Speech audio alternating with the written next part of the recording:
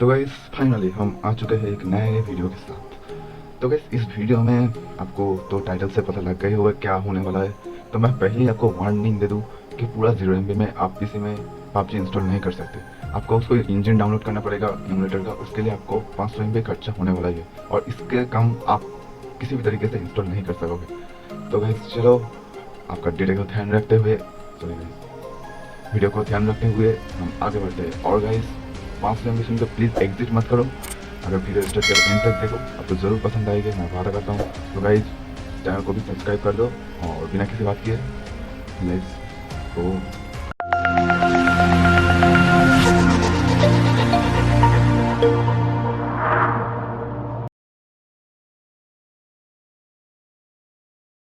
वैसे को पहले आपको क्या करना है, पहले आपको आपका किसी भी फ्रेंड या किसी भी दोस्तों से आपको ये जो APK फाइल है और ये OBB फाइल है ये आपको लेना पड़ेगा, ठीक है। एंड ये जो OBB फाइल है इसके लिए आपको जो फ़ोन के इंटरनल स्टोरेज होगा उसमें जाने के बाद आपको एंड्रॉयड और उसके बाद OBB के अंदर कुछ ऐसे com.tension.ig का एक फोल्डर मिलेगा, उसको आपको कॉपी करके आपका PC में लेना होगा और आपका जो इंस्टॉल फाइल है उस सेटअप फाइल का एक APK फाइल आपको लेना पड़ेगा, ठीक है। तो और इसके बाद क्या करना है, इसके बाद आपको कोई भी ब्राउज़र में जाना होगा PC में, ठीक है।